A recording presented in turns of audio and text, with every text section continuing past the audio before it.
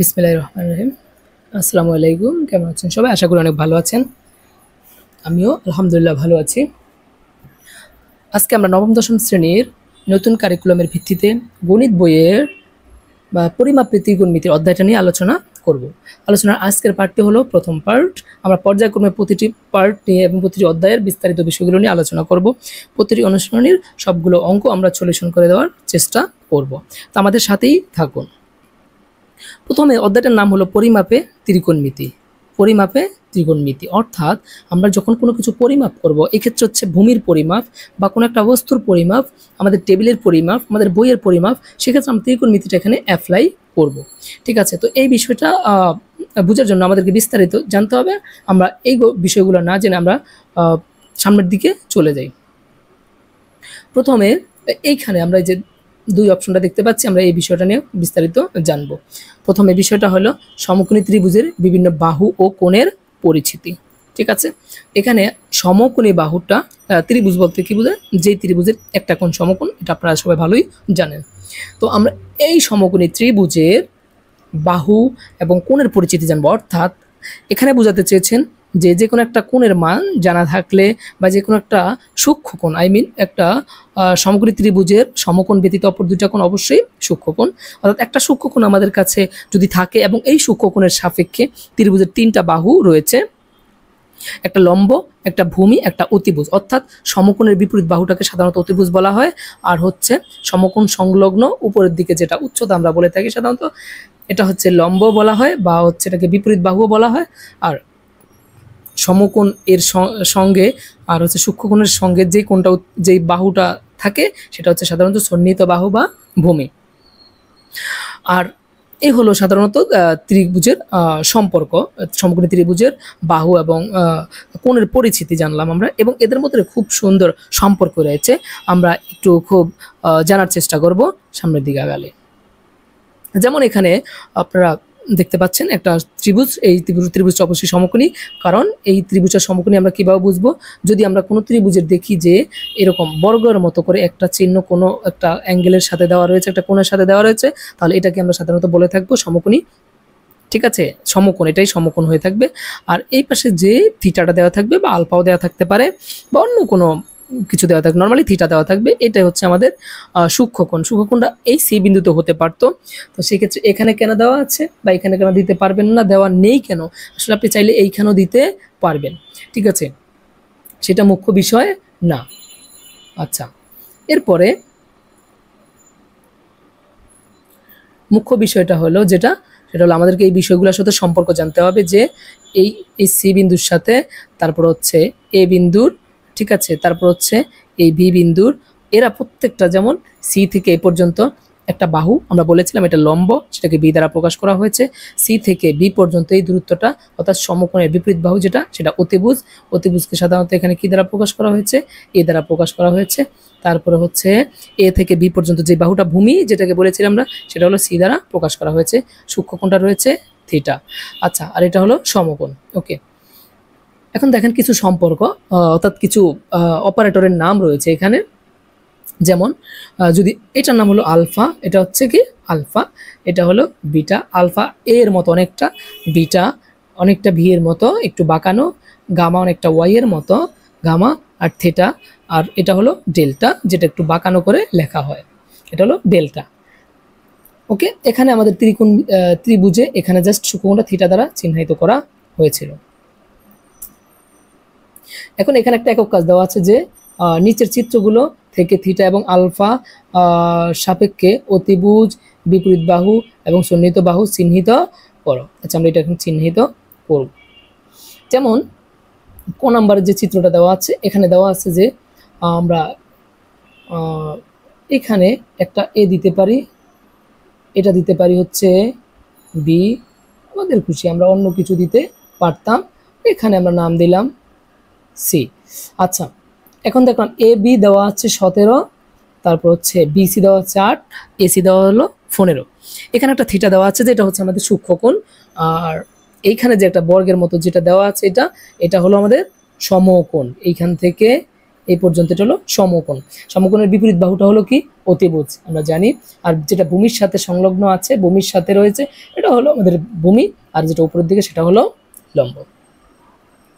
এখন এই সমকোণী ত্রিভুজের নাম, সমকোণী ত্রিভুজের নাম এই যে ক, এই ক চিত্রের জন্য, ঠিক আছে।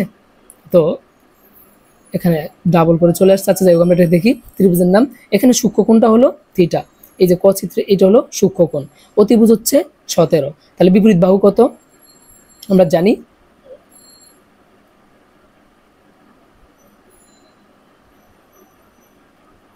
হ্যাঁ এই যে বিপরীত বাহু হচ্ছে কোনটা? সূক্ষ্মকোণের বিপরীত বাহু হলো সূক্ষ্মকোণের অপোজিট, এই যে বিপরীত যেটা মানে একদম অপোজিটে যেটা, সেটাই হলো বিপরীত বাহু। এই যেটা হলো বিপরীত বাহু। তাহলে বিপরীত বাহুটা কত? বিপরীত বাহুটা হচ্ছে আমাদের 8। বিপরীত বাহুটা কত? 8। সন্নিহিত বাহু কত? এই যে সন্নিহিত বাহু হচ্ছে সূক্ষ্মকোণ আর সমকোণের সংলগ্ন যে বাহুটা, সেটা হলো সন্নিহিত বাহু বা ভূমি। সেটার মান দেওয়া আছে কত? এটার মান দেওয়া আছে হলো 15।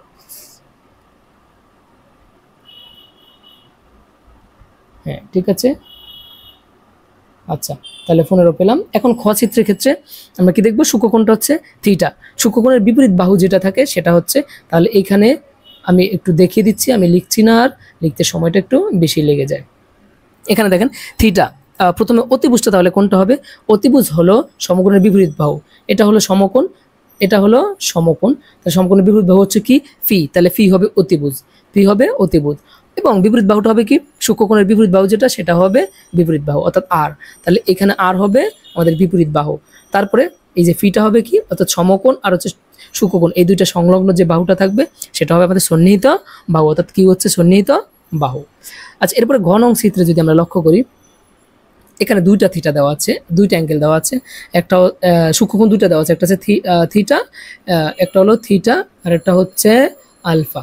আর এটা অবশ্যই জি, তো অবশ্যই সমকোণ, ঠিক আছে। এই ক্ষেত্রে আমাদেরকে লক্ষ্য করতে হবে যে দুইটা ঘনক দুইটা দেওয়া আছে, দুইটা চিত্র দেওয়া, দুইটা ছক দেওয়া আছে, সেক্ষেত্রে একটা থিটা দেওয়া আছে, একটা আলফা দেওয়া আছে।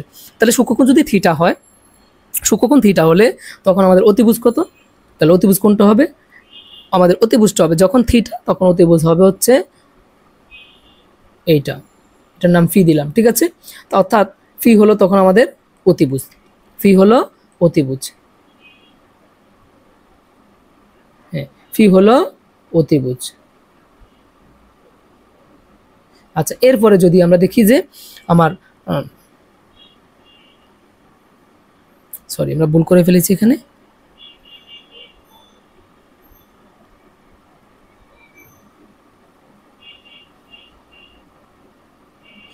হ্যাঁ এখানে আবার দেখি আমরা, তাহলে হচ্ছে সূক্ষ্মকোণের বিপরীত বাহু হলো কি? আমাদের বিপরীত বাহু। সূক্ষ্মকোণের বিপরীত বাহু হচ্ছে বিপরীত বাহু। যেহেতু এটাকে আমরা ফি নাম দিয়েছি, তাহলে এইখানেও আমরা বিপরীত বাহুতে আমরা কি দিব? এই যে বিপরীত বাহু হলো ফি। আবার তাহলে এখানে অতিভুজ কোনটা? অতিভুজ হচ্ছে এইটা, অর্থাৎ সমকোণের বিপরীত বাহু, যেটাকে আমরা আর দ্বারা প্রকাশ করেছি। এটা হলো আমাদের অতিভুজ। এখন হচ্ছে তাহলে সন্নিহিত বাহু কোনটা? সন্নিহিত বাহু হচ্ছে এই যে এটা, ঠিক আছে। এটা হলো হ্যাঁ সন্নিহিত বাহু। তাহলে সন্নিহিত বাহুটা হচ্ছে আমরা এল দ্বারা প্রকাশ করেছিলাম, এটা হচ্ছে আমাদের সন্নিহিত বাহু।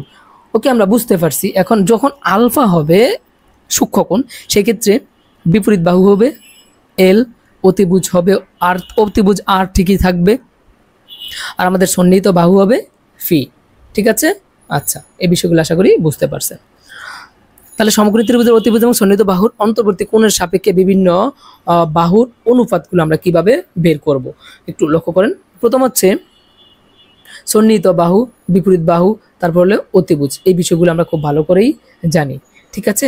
তো এইটার থেকে আমরা একটু সামনে যখন এগিয়ে যাব, তখন আমরা ভালোভাবে লক্ষ্য করতে পারবো। যেমন দেখেন, নির্দিষ্ট কোণের সাপেক্ষে বিভিন্ন অনুপাতের নামকরণ, যেমন বিপরীত বাহু বাই অতিভুজ। আমরা তিনটা নাম পড়ে আসছি, একটা বিপরীত বাহু, অতিভুজ, আর একটা হচ্ছে সন্নিহিত বাহু, বা আমরা সন্নিহিত বাহু বা ভূমিও বলে বলছি সেটাকে, ঠিক আছে। তো এখানে একটা কথা বলা আছে যে বিপরীত বাহু বাই অতিভুজ, তারপরে আবার বলা আছে অতিভুজ বাই বিপরীত বাহু, তারপরে আবার আছে সন্নিহিত বাহু বাই অতিভুজ, তারপরে আবার বলা আছে অতিভুজ বাই সন্নিহিত বাহু, তারপরে আবার বলা আছে বিপরীত বাহু বাই সন্নিহিত বাহু, সন্নিহিত বাহু বাই বিপরীত বাহু। অর্থাৎ 6টা অনুপাত পেলাম আমরা।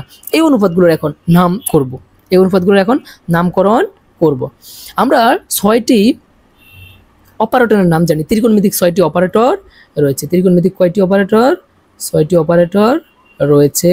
সেই 6টি অপারেটর কি কি? সাইন, কজ, টেন, কোসেক, সেক, কট। এখানে কোসেকটা ভুল আছে, COSEC হবে কোসেক।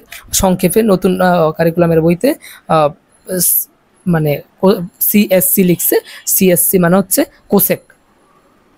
নতুন কারিকুলামের বইতে, আগের বইতে COSEC ছিল, কোসেক।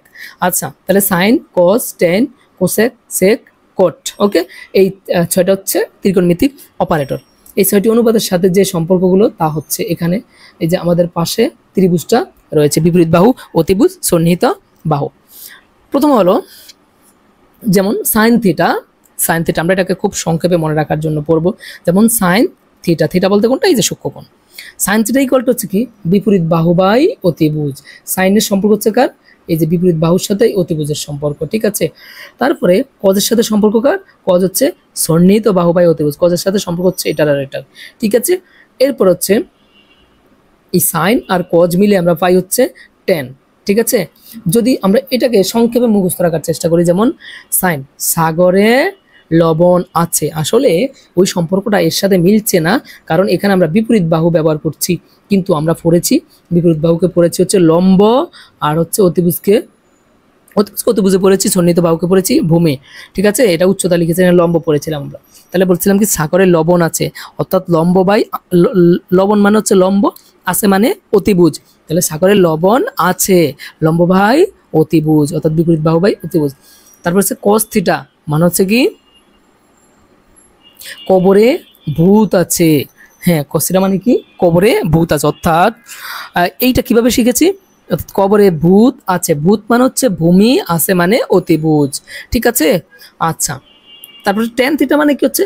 টেনের লম্বা বগি আছে, অর্থাৎ কি? টেনের লম্বা বগি আছে, অর্থাৎ লম্বা মানে হচ্ছে লম্ব, ঠিক আছে, বগি। হ্যাঁ, বগি মানে হচ্ছে ভূমি, ঠিক আছে। আচ্ছা, তাহলে এই তিনটা আমরা এভাবে জানলাম। বাকি অবশিষ্ট যেমন কোসেক, সেক আর হচ্ছে কট, এই তিনটা হচ্ছে ঠিক এই যে আমরা তিনটা শিখেছিলাম, এই সাইন, তারপর হচ্ছে কজ, ঠিক আছে, সাইন কজ, তারপর হচ্ছে টেন। জাস্ট এদেরকে বিপরীতকরণ করলে আমরা কোসেক, সেক এবং কট পাবো। যেমন সাইনকে বিপরীত যদি করি, অর্থাৎ অতিভুজ বাই বিপরীত বাহু, তখন আমরা পাবো কি? কোসেক। আবার যখন কজকে বিপরীত করব তখন আমরা পাবো যেমন অতিভুজ বাই সন্নিহিত বাহু করলে পাবো সেক। আবার ঠিক টেনকে বিপরীত করলে পাবো সন্নিহিত বাহু বাই বিপরীত বাহু, তার মানে হচ্ছে কট। ওকে, এই হচ্ছে আমাদের এই ত্রিভুজের সাথে ত্রিকোণমিতিক অপারেটরগুলো অনুপাতের সম্পর্ক, ঠিক আছে। এগুলা দিয়েই আমরা এই অধ্যায়ের বেশিরভাগ ম্যাথ করার জন্য এই সূত্রগুলো আমাদের মাস্ট জানতেই হবে। আসুন আমরা সামনে পরবর্তী বিষয়গুলো নিয়ে আলোচনা করি।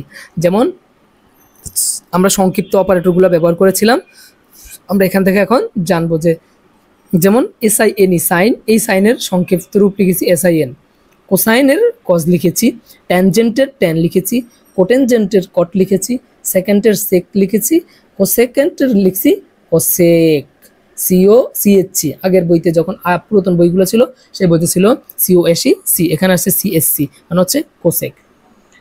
এখন আমরা ত্রিকোণমিতিক অনুপাত পর্যবেক্ষণ করে সাইন থিটা, কস থিটা এর মাধ্যমে বাকি অনুপাতগুলোকে প্রকাশ করার চেষ্টা করব। অর্থাৎ এই যে কোসেক থিটা, টেন থিটা, কট থিটা, তারপর হচ্ছে সেক থিটা, বাকি 4টা যে অনুপাত রয়েছে আমরা সাইন এবং কজের মাধ্যমে এগুলাকে প্রকাশ করব। যেমন কোসেক থিটা, কোসেক থিটা মানে কি?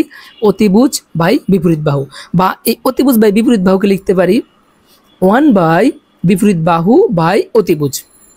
আবার এই বিপরীত বাহু বাই অতিভুজ মানে হচ্ছে কি? Sine theta. তাহলে উপরে ছিল 1 আর নিচে ছিল সাইন থিটা, অর্থাৎ 1 বাই সাইন থিটা। তার মানে কোসেক থিটা সমান 1 বাই সাইন থিটা। ঠিক ট্যান থিটাকে আমরা লিখতে পারি কি? যেমন বিপরীত বাহু বাই সন্নিহিত বাহু। ঠিক এখানে এই যে বিপরীত বাহুর নিচে একটা অতিভুজ যুক্ত করে দিতে পারি, আবার এই সন্নিহিত বাহুর নিচে একটা অতিভুজ যুক্ত করে দিতে পারি। সেক্ষেত্রে আমার এই অতিভুজ আর এই অতিভুজ কাটা গেলে আমি আগের অংশ ফিরে পাচ্ছি। সেক্ষেত্রে আমি যদি অতিভুজ দুটা উপরে একটা অতিভুজ ভাগ করি, নিচে একটা অতিভুজ ভাগ করি, সেক্ষেত্রে আমাদের এই রাশির মানের কোনো পরিবর্তন হয় না। তাহলে এই যে বিপরীত বাহু বাই অতিভুজ মান হচ্ছে সাইন থিটা, সন্নিহিত বাহু বাই অতিভুজ মান হচ্ছে কস থিটা। এখন কথা হলো আমরা এই দুইটাকে কিভাবে লিখব। যেমন sec theta equal to what এবং cot theta equal to what. তো এখান থেকে আমরা দেখেই লিখতে পারি। যেমন sec থিটা হচ্ছে 1/cos থিটা, sec থিটা হচ্ছে কি 1/cos থিটা। তো sec থিটা হলো কি 1/cos থিটা। কিন্তু আমরা বিষয়টা জানি হচ্ছে sec থিটা সমান সমান হচ্ছে sec থিটা হচ্ছে তোমার অতিভুজ বাই সন্নিহিত বাহু। sec থিটা হচ্ছে অতিভুজ বাই সন্নিহিত বাহু, এটা হলো অতিভুজ বাই সন্নিহিত বাহু। আর অতিভুজ বাই সন্নিহিত বাহুকে যদি আমরা 1 সন্নিহিত বাহু বাই অতিভুজ দেখি, এই যে এটার মতো করে যদি সাজাই, তাহলে আমরা পাবো এইখানে পাবো sec theta equal two 1/cos theta.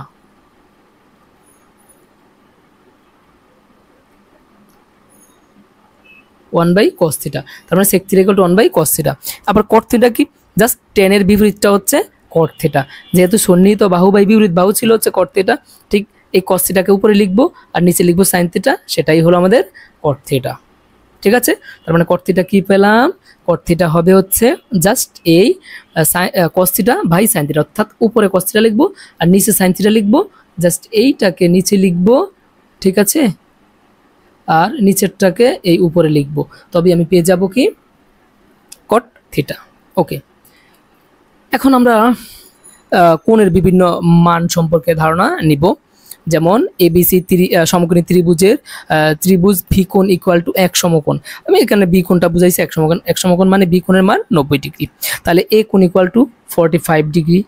এ কোণের মান কত পেলো, থিটা 45 ডিগ্রি। তাহলে সি কোণটা 45 ডিগ্রি হবে। কেন হবে এই বিষয়টা, এটা হলো ত্রিভুজের তিন কোণের সমষ্টি 180 ডিগ্রি হয়। একটা কোণ যদি 90 ডিগ্রি হয় তাহলে অপর দুটা 90 ডিগ্রি, একটা 45 হলে তাহলে অপরটা 45, এই জন্য। ঠিক আছে, এই ক্ষেত্রে এইটা কখন হবে, এইটা 45 এটা 45 কখন হবে, অর্থাৎ সূক্ষ্মকোণ দুটো 45 কেন হবে বা কখন হবে, যখন এই দুটা অর্থাৎ এই বাহু আর এই বাহু সমান হয়, অর্থাৎ সমকোণী এবং সমদ্বিবাহু ত্রিভুজ হলেই এই ঘটনা ঘটবে। এটা আমরা কিভাবে পাই, যেমন পিথাগোরাসের উপপাদ্য, আমরা সবাই এই যে সমকোণী ত্রিভুজের সূত্র হতে একটা পিথাগোরাসের উপপাদ্য অবশ্যই আমাদেরকে মনে রাখতে হবে। পিথাগোরাসের উপপাদ্য, পিথাগোরাস বলেছেন যে অতিভুজ স্কয়ার অর্থাৎ অতিভুজের বর্গ আর হচ্ছে লম্ব আর ভূমির বর্গের সমান হবে, অর্থাৎ একটা সমকোণী ত্রিভুজের অতিভুজের বর্গ হবে অপর দুটি বাহুর বর্গের যোগফলের সমান। ঠিক আছে, সেক্ষেত্রে হলো অতিভুজ স্কয়ার সমান সমান লম্ব স্কয়ার প্লাস ভূমি স্কয়ার। এইখানে যদি দুটা বাহু, এই যে লম্ব আর ভূমি, যদি এটাকে ভূমি ধরি আর এটাকে লম্ব ধরি, তাহলে এটা আর এটা আমি বলেছি সমান বাহু। সেক্ষেত্রে দুইটাকে আমরা এ ধরতে পারি অথবা বি ধরতে পারি অথবা সি ধরতে পারি, যাই ধরি দুটাকে একটা জিনিস ধরতে হবে। সেক্ষেত্রে আমরা এ ধরেছিলাম, অর্থাৎ এ স্কয়ার প্লাস এ স্কয়ার আর এ স্কয়ার যোগ করলে হচ্ছে 2a স্কয়ার হবে। আবার এসি অর্থাৎ AC square equal to 2a square হলো, বা এসি রেখে দিলে যদি স্কয়ার বাম পাশ থেকে ডান পাশে যায় সেক্ষেত্রে সে হয়ে যাবে কি রুট, অর্থাৎ এসি ইকুয়াল টু √2a। এখানে এ স্কয়ার ছিল, এখানে এ কেন, কারণ এর উপরে যখন রুট আসবে, রুট মানে হচ্ছে পাওয়ারে হাফ, আর ওই হাফ আর এই এর উপর স্কয়ার কেটে চলে যাবে, শুধু এ থাকবে আর √2 এর উপর রুটটা থেকে যাবে। সুতরাং sin 45 degree equal two sin a, অর্থাৎ sin 45 ডিগ্রি মান পাইব হচ্ছে কত আমরা 1/√2। এটা হচ্ছে কিভাবে বের করা হয়েছিল, যেমন এই অতিভুজ, যেমন এটার মান হলো a, এটার মান a, তারপরে হলো এটার মান হলো a, তাহলে এটা কত হবে, এটা হলো √2a। ঠিক আছে, তাহলে আমরা এই তিনটা মান পেলাম। এই ক্ষেত্রে আমরা যদি সবগুলো অনুপাতের মান জানতে চাই, যেহেতু থিটা হচ্ছে 45, তাহলে আমরা সহজে বের করে ফেলতে পারবো, কারণ sin 45 মানে হচ্ছে কি, অর্থাৎ sin সূক্ষ্মকোণ অর্থাৎ সূক্ষ্মকোণ 45 হলে কত sin 45 ডিগ্রি মান কত, আমরা সেটা বের করার জন্য যেমন বিপরীত বাহু বাই অতিভুজ, বিপরীত বাহু হলো বিসি আর অতিভুজ হলো এসি, বিসির মান এ আর হচ্ছে অতিভুজের মান হচ্ছে √2a, এ কাটা চলে যাবে 1/√2 থাকবে। একইভাবে কজের মানও বের করতে পারি, সবগুলো অনুপাতের মান বের করতে পারি, কোসেকের মান বের করতে পারি, টেনের মান বের করতে পারি, সেকের মান বের করতে পারি, কোটের মান বের করতে পারি। যেমন tan 45 ডিগ্রি মান কত হবে, 1 হবে। কেন 1 হবে, আমরা জানি tan হচ্ছে কি লম্ব ভাই ভূমি, লম্ব এটা হলো লম্ব, এটা হলো ভূমি, লম্ব ভাই ভূমি, অর্থাৎ এ দিয়ে একে ভাগ করলে কত হবে 1 হবে। আচ্ছা, সেক হচ্ছে কত, সেক 45, সেক মানে হচ্ছে 1/cos, আমরা জানি কস কোথায়, এই যে কস 45 ডিগ্রি মান হচ্ছে 1/√2, এটাকে বিপরীতকরণ করলে আসবে কত, শুধু √2। তাহলে সেক 45 ডিগ্রি মান পাইবো কত, √2। আচ্ছা কট 45 ডিগ্রি মান কত, আমরা জানি 10কে বিপরীত করলে কট পাওয়া যায়, তাহলে 10 যদি 1 হয় 1কে বিপরীত করলে 1ই, তাহলে কটের মানও 1, 10-এর মানও 1, শুধু সেকের মান হচ্ছে কত, √2। ওকে,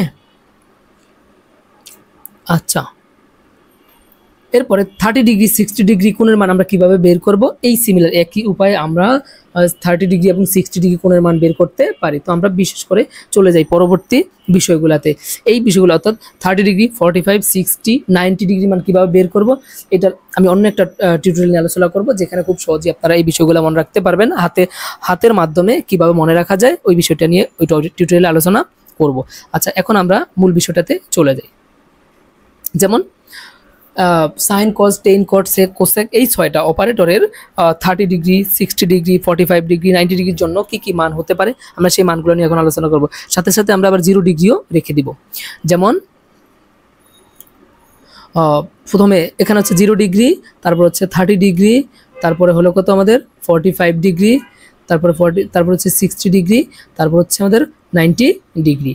তো প্রথমে আমরা সাইন যদি নিয়ে আসি, অর্থাৎ সাইন 0 ডিগ্রির মান 0, সাইন 30 ডিগ্রির মান হচ্ছে 1/2, সাইন 45 ডিগ্রির মান হচ্ছে 1/√2, সাইন 60 ডিগ্রির মান হচ্ছে √3/2, 90 ডিগ্রির মান হচ্ছে 1। এইভাবে সিমিলারভাবে সাইন কস টেন কট, এখানে আবার বলা আছে অসংজ্ঞায়িত।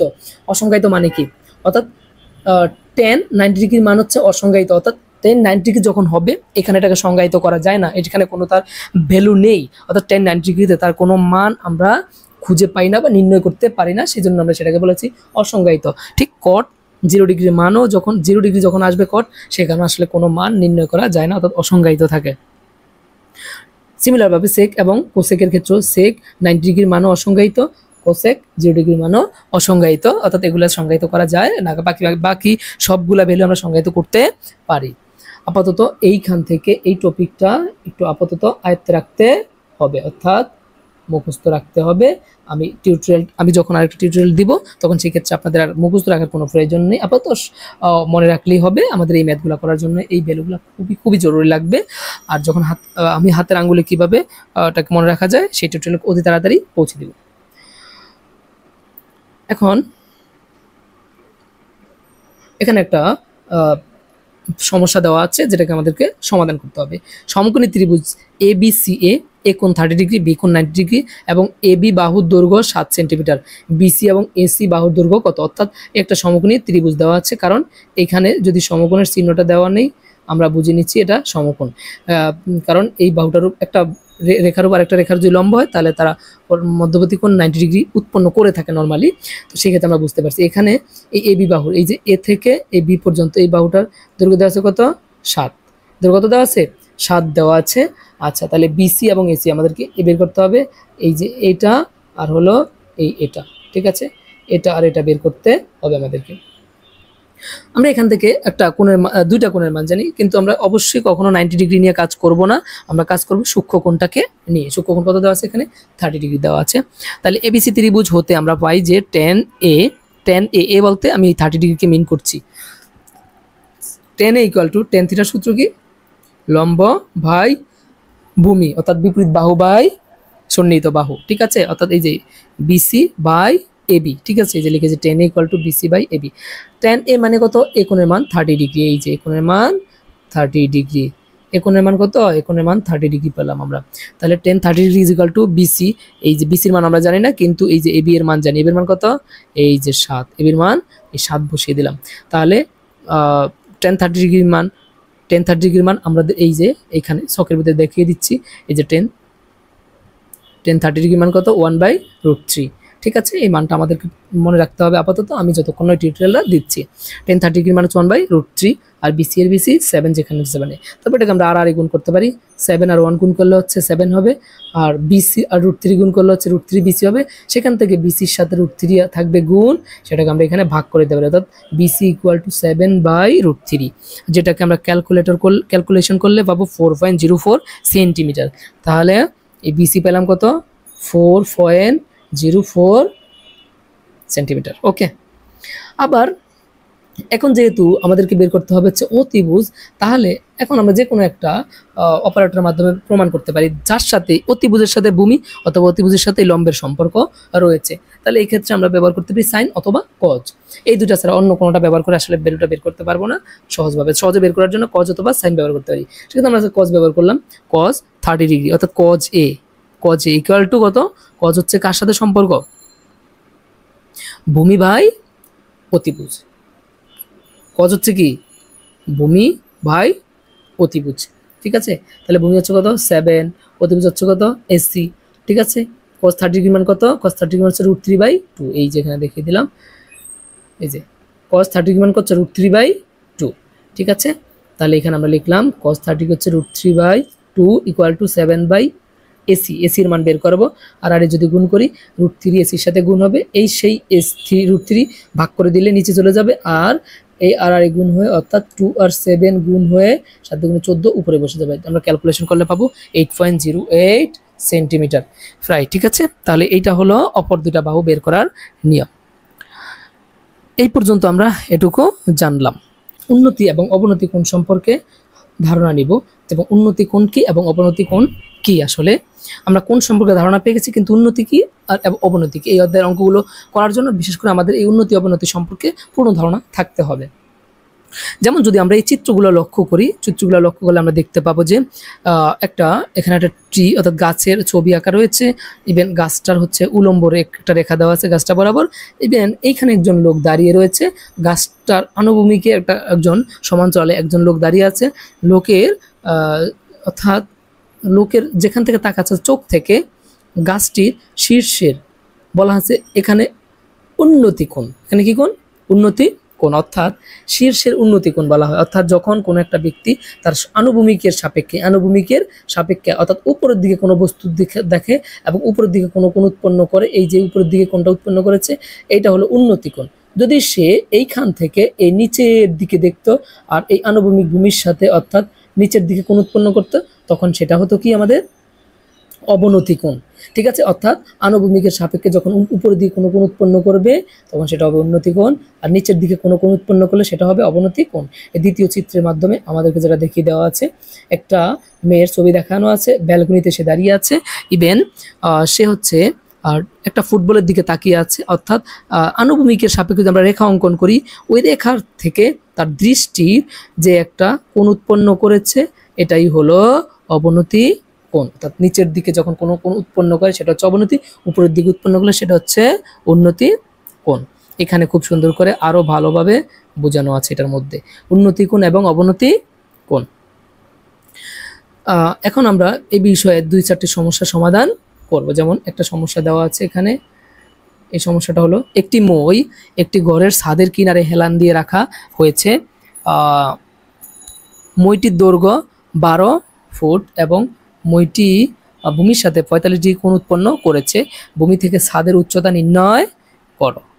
এখানে আমাদেরকে যেটা বলেছে এটা এই যে এ থেকে এই যে সি পর্যন্ত এটা হলো একটা হেলানো মই, এটা হলো একটা হেলানো মই, এটা হচ্ছে এই এসটা হলো একটা বাসার দেয়াল, ঠিক আছে? এটা হলো 12 ফিট এই মইটার দৈর্ঘ্য, মইটার দৈর্ঘ্য হলো 12 ফিট, ওকে? আর মইটি ভূমির সাথে 45 ডিগ্রি কোণ উৎপন্ন করছে, এটা হলো ভূমির সাথে অর্থাৎ উন্নতি কোণ। এটা হলো কি? উন্নতি কোণ। এটা হলো শীর্ষের উন্নতি কোণ কত? 45 ডিগ্রি। এটা অবশ্যই সমকোণ উৎপন্ন করেছে, ঠিক আছে? আমাদের কাছে কি জানতে চেয়েছে? ভূমি থেকে ছাদের উচ্চতা নির্ণয় করো। তাহলে আমাদেরকে এই এইচ এর মানটা নির্ণয় করতে হবে, অর্থাৎ এই বি থেকে সি পর্যন্ত দূরত্বটা কত। এখন আসি আমরা সমাধান করি। ধরি এসি মইটির শীর্ষবিন্দু সি এবং সি বিন্দু থেকে ছাদের কিনারে রয়েছে, সুতরাং সি বিন্দু থেকে ভূমির উপর লম্ব দূরত্ব হবে ছাদের উচ্চতা। চিত্র অনুযায়ী বিসি ইকুয়াল টু এইচ ধরি, আমরা ধরে নিয়েছি ছাদের উচ্চতা, এবং এসি মইটি ভূমির এ বি এর সাথে 45 ডিগ্রি কোণ উৎপন্ন করেছে। তাহলে সি এ বি কোণ হচ্ছে 45 ডিগ্রি, অর্থাৎ এই যে সি তারপর এ আর ওই বি এই মধ্যবর্তী কোণটা কত? 45 ডিগ্রি। সমকোণী ত্রিভুজ এবিসি হতে আমরা পাই কি? এখানে যেহেতু অতিভুজ দেওয়া আছে এবং লম্বের মান বের করতে বলছে, অতিভুজ আর লম্বের সাথে সম্পর্ক রয়েছে শুধু সাইনের, ঠিক আছে? কোসেকের সম্পর্ক রয়েছে, কোসেক দিয়ে বের করবো না, আমরা নর্মাল যে প্রথম যে পার্টটা রয়েছে সেই পার্ট দিয়েই বের করব। তো সাইন 45 ডিগ্রি অর্থাৎ সাইন এ বা সাইন 45 ডিগ্রি ইকুয়াল টু কি, লম্ব বাই অতিভুজ, লম্বের মান দেওয়া নেই, লম্বের মান বের করতে হবে, সেটাকে আমরা এইচ ধরে নিয়েছি তাই এইচ বসালাম, আর অতিভুজের মান আমরা জানি 12, এই যে এটা বসিয়ে দিলাম। ওকে, আচ্ছা এখন হচ্ছে কি সাইন 45 ডিগ্রি মান হচ্ছে 1/√2, আমরা সেই সকে জেনে আসছি 1/√2 is equal to h by 12, বা আমরা সেখান থেকে লিখতে পারি কি আর গুণ করে যে √2 এইচ গুণ করে আর হচ্ছে 12 12, সেখানে এইচ এর মান বের করবো, √2 ভাগ করে দিলে আমরা এটা ক্যালকুলেট করে ফলাফল পাবো 8.49 ফুট। তাহলে আমরা কি পেয়ে গেলাম, অর্থাৎ ছাদের উচ্চতা পেয়ে গেলাম 8.49 ফুট প্রায়। দ্বিতীয় আরেকটা যেই সমস্যাটা সেটা আমরা এখন দেখব। দুইটা, একটা ছেলে এবং একটা মেয়ে, ঠিক আছে, একটা এরোপ্লেন বা একটা প্লেন চলে যাচ্ছে আকাশ দিয়ে, তারা হচ্ছে ভূপৃষ্ঠ থেকে সেগুলো লক্ষ্য করতেছিল। তো ভূপৃষ্ঠ থেকে এই যে ভূপৃষ্ঠ থেকে প্লেনের উচ্চতা হলো এইচ, ঠিক আছে, সেটা হলো পি আর কিউ বিন্দু। প্রথম যে মেয়েটি বিমানটিকে লক্ষ্য করলো বা প্লেনটিকে লক্ষ্য করলো, তার ঠিক আছে পা থেকে অর্থাৎ তার দাঁড়ানো অবস্থান থেকে প্লেন এর শীর্ষের উন্নতি কোণ হচ্ছে 60 ডিগ্রি, আর ছেলেটার শীর্ষের উন্নতি কোণ হচ্ছে 30 ডিগ্রি। তাদের দুজনের মধ্যবর্তী দূরত্ব ছিল হচ্ছে 500 মিটার, ঠিক আছে। এখন আমাদের কাছে আমি দেখি কি এখানে কি বলছে, দুই বন্ধু 500 মিটার দূরত্ব অবস্থায় আছে, তারা দেখলো একটি প্লেন তাদের উপর দিয়ে উড়ে যাচ্ছে, কোনো একটি নির্দিষ্ট সময়ে প্রথম বন্ধুর থেকে প্লেনের উন্নতি কোণ হচ্ছে 60 ডিগ্রি এবং দ্বিতীয় বন্ধু থেকে প্লেনের উন্নতি কোণ হচ্ছে 30 ডিগ্রি। প্লেনটি কত উচ্চতায় উঠছিল, তাহলে আমাদেরকে এইচ এর মানটা বের করতে বলা হয়েছে, কিন্তু এইচ এর মান বের করতে হলে সম্পূর্ণ ভূমিটা আমাদেরকে জানতে হবে। এই যে সম্পূর্ণ ভূমিটা আমাদের জানা নেই, শুধু দুইজনের দূরত্ব দেওয়া আছে 500 মিটার, কিন্তু অপর যেই এই যে প্রথম বন্ধু থেকে প্লেনের ভূমির সাথে যে লম্ব রয়েছে, লম্বের এই মানটুকু আমাদের জানা নেই। আমরা দেখি কিভাবে বের করতে পারি, ঠিক আছে।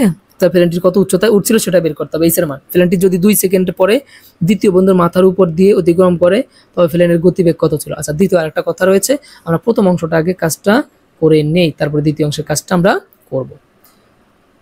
তো প্রথমে আমরা এখানে আগে একটু বলে নেই, এই যে প্রথম বন্ধু থেকে এই যে প্লেনের যে লম্ব রয়েছে এটাকে আমরা এক্স ধরে নিয়েছি, ঠিক আছে, এটাকে আমরা এক্স ধরে নিয়েছি। ধরি প্রথম বন্ধুর অবস্থান এ, দ্বিতীয় বন্ধুর অবস্থান বি এবং প্লেনের অবস্থান ফি, আমরা এটা ধরে নিয়েছি, ঠিক আছে। ধরি ফি হতে ভূ সমতলের উপরে লম্ব রেখা ফি কিউ, এই যে এই ফি কিউ হচ্ছে লম্ব রেখা অর্থাৎ এইচ, এবং এ কিউ এ থেকে কি অর্থাৎ প্রথম বন্ধু থেকে প্লেনের এই যে লম্ব বিন্দুর যে দূরত্ব সেটা হলো এক্স। তাহলে সমকোণী ত্রিভুজের এ ফি কিউ হতে পাই এ ফি কিউ, অর্থাৎ এই যে প্রথম বন্ধুর যে 60 ডিগ্রি উৎপন্ন করছে এটা একটা সমকোণ, আবার দ্বিতীয় বন্ধুর সাথে এই সম্পূর্ণটা মিলে আরেকটা সমকোণ উৎপন্ন করছে। প্রথম বন্ধুটা হচ্ছে এ ফি কিউ, দ্বিতীয় বন্ধুটা হচ্ছে বি ফি কিউ, সমকোণী ত্রিভুজ। আমরা দুইটার থেকে দুইটা সমীকরণ তৈরি করব। তাহলে সমকোণী ত্রিভুজ এ ফি কিউ হতে আমরা পাই 10, অর্থাৎ এখানে আমরা জানি ভূমি আর লম্বের সাথে সম্পর্ক রাখবো, কারণ ভূমির মান কিছুটা দেওয়া আছে, কিছুটা বের করতে হবে, আর এইচ এর মানটা বের করতে হবে। অতিভুজের কোনো সম্পর্ক এখানে নেই, সেক্ষেত্রে আমরা 10 ব্যবহার করব। তাহলে 10 60 ডিগ্রি প্রথমটা যেহেতু করছি, 10 60 ডিগ্রি কাট হচ্ছে লম্ব বাই ভূমি, লম্ব হচ্ছে এইচ, ভূমি হচ্ছে এক্স, কারণ এই এ থেকে এই কিউ পর্যন্ত এক্স, সেই এক্স। ওকে, তাহলে এখান থেকে আমরা এক্স এর ভ্যালুটা বের করে নিয়ে আসলাম। যেহেতু আমরা এইচ এর ভ্যালু বের করব, সেহেতু এইচটাকে হচ্ছে ডান পাশে রাখবো আর এক্সটাকে বাম পাশে রাখবো। X equal to h by √3 পেলাম এখানে, এটাকে 1 নং সমীকরণ দিলাম। আবার সমকোণী ত্রিভুজ বিপি কিউ ত্রিভুজ থেকে আমরা পাই 10 30 degree equal to h by x plus 500। X plus 500 কেন এখন, কারণ এখন হচ্ছে এই দ্বিতীয় বিন্দু থেকে বের করছে, দ্বিতীয় বিন্দু থেকে এই যে প্লেনের লম্ব বিন্দু পর্যন্ত মোট দূরত্ব কত, এই 500 প্লাস এক্স, কারণ দ্বিতীয় বন্ধু থেকে প্রথম বন্ধু পর্যন্ত 500 মিটার, কিন্তু তারপরে এখানে আরেকটু দূরত্ব রয়েছে সেটা হলো এক্স, তাহলে মোট দূরত্বটা হলো 500 প্লাস এক্স, ঠিক আছে। তাহলে সেখান থেকে আমরা 10 30 ডিগ্রি মান হচ্ছে 1/√3, এখানে তো বললাম না 10 60 ডিগ্রি মান হচ্ছে শুধু √3, সেখানে তার আর গুণ করে x equal to h by √3 পেলাম। তাহলে এখানে পেলাম কত, এখানে হচ্ছে 1030 হচ্ছে 1/√3 h বাই এক্স প্লাস 500, সেখান থেকে আমরা বের করতে পারি আর গুণ করে, যেমন এক্স প্লাস 500 1 এর সাথে গুণ করলে এক্স প্লাস 500 হবে, আর h√3 এর সাথে গুণ করলে হবে h√3। বা যেহেতু আমরা h এর মানটাই বের করব, ঠিক আছে, h এর মানটাই বের করব, তাই এই যে এই x রয়েছে, এই x রয়েছে, এই x এর জায়গায় এই যে 1 নং সমীকরণের যে x রয়েছে সেই এই x এর ভ্যালুটা আমরা এই x এর জায়গায় বসায় দিতে পারি। বসায় দিলে কি হবে, x = h/√3, এই x = h/√3 বসায় দিলাম, a প্লাস প্লাস 500 = h√3, যেমনটা ছিল ঠিক সেই রকমটাই রয়েছে। তারপর এখান থেকে √3, এই √3 যদি আমরা এখানে লসাগু করি, লসাগু করলে হবে টোটালটার নিচে হবে, এর নিচে হবে একটা √3, আর এই √3 দ্বারা √3 ভাগ করলে হবে 1, 1 এর সাথে গুণ করলে h থাকবে, প্লাস 500 সাথে √3 গুণ করলে 500√3 = এই পাশে নিচে যে √3টা থাকবে সেই √3 ডান পাশে যদি চলে যায়, √3 × √3 হয়ে যাবে 3h, ঠিক আছে। বা এখানে আমাদের কত হলো, আমরা h যুক্ত রাশিগুলো এক পাশে নিয়ে আসব আর ধ্রুবক রাশিটা বা পদটা অন্য পাশে থাকবে, তাহলে 3h আর থেকে একটা h চলে গেলে থাকবে 2h, আর অপোজিটে থাকবে 500√3। বা h এর মান বের করতে চাইলে 2 আছে গুণে 2 ভাগে চলে যাবে, ভাগ করলে 500√3 কে 2 দ্বারা ভাগ করলে 250√3 পাবো আমরা। ওকে, সুতরাং প্লেনটি 250√3 মিটার উচ্চতা দিয়ে যাচ্ছে, ঠিক আছে। এটা পেলাম হচ্ছে আমরা কি, প্লেনের উচ্চতা, প্লেনের উচ্চতা।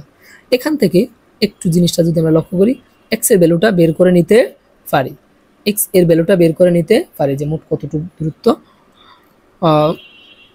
এক্স এর ভ্যালুটা কত, এক্স এর ভ্যালুটা বের করতে পারি 1 নং সমীকরণ থেকে। এই যে 1 নং সমীকরণে x = h/√3 পেলাম, তো x = h/√3, h এর মান পেলাম আমরা হচ্ছে 250√3, h এর মান কত পেলাম 250√3, যদি বসাই দিই √3 কেটে চলে যাবে, তাহলে x এর ভ্যালু পেলাম 250। ওকে, আচ্ছা, এখন বলছে যে প্লেনটি কত সেকেন্ডে, এই যে দ্বিতীয় প্রশ্নটা আসি, এখন প্লেনটি যদি 2 সেকেন্ড পরে দ্বিতীয় বিন্দুর মাথার উপরে আসে, এই যে এই বিন্দুতে যদি চলে আসে, এই প্লেনটা এখান থেকে এইখানে যদি চলে আসে, তবে প্লেনটির বেগ বা গতিবেগ কত ছিল, সে কি পরিমাণ বেগে দৌড়াচ্ছিল, প্লেনটি 2 সেকেন্ডে কত মিটার দূরত্ব তাহলে অতিক্রম করবে। প্রথম বন্ধু থেকে দ্বিতীয় বন্ধুর দূরত্ব ছিল 500, আর আমরা x এর ভ্যালু বের করে নিয়েছি 250, তাহলে দুইজনের, অর্থাৎ প্রথম বন্ধু থেকে, যেহেতু প্রথম বন্ধুর দ্বিতীয় বন্ধুর মাথার উপরে আসবে, দ্বিতীয় বন্ধু থেকে প্লেন আগে যেখানে ছিল তার মোট দূরত্ব হবে 750, কারণ তাদের মধ্যে দূরত্ব ছিল 50 আর অতিরিক্ত ছিল আরো 250, তাহলে মোট হবে 750 মিটার দূর অতিক্রম করে। সুতরাং প্লেনটির গতিবেগ হবে 750/2, কেন, কারণ আমরা জানি বেগ b = কি জানেন, h/t, অর্থাৎ দূরত্বকে সময় দিয়ে ভাগ করলে আমরা গতিবেগ পেয়ে যাব। এটা হলো গতিবেগের সূত্র। ওকে, গতিবেগের সূত্র b = h/t। ওকে, বেগ বের করার, গতিবেগ বের করার জন্য s কে, দূরত্বকে যে পরিমাণ দূরত্ব দিয়েছে তাকে ওই বেগ দ্বারা ভাগ করলে যেটা পাবো সেটাই হলো তার গতিবেগ। ওকে, পেয়ে গেল, ঠিক আছে। পরবর্তী পার্টের জন্য অপেক্ষা করবেন। আজকের পার্ট এই পর্যন্ত। প্রতিনিয়ত ক্লাসগুলো এবং সবগুলো ভিডিও পাওয়ার জন্য অবশ্যই আমাদের সাথে থাকবেন এবং কমেন্ট করে জানিয়ে দিবেন আপনারা কোন কোন পর্বটি চাচ্ছেন, কোন কোন অধ্যায় আপনাদের বেশি প্রবলেম, সেই অধ্যায়টা নিয়ে আগে আলোচনা করব।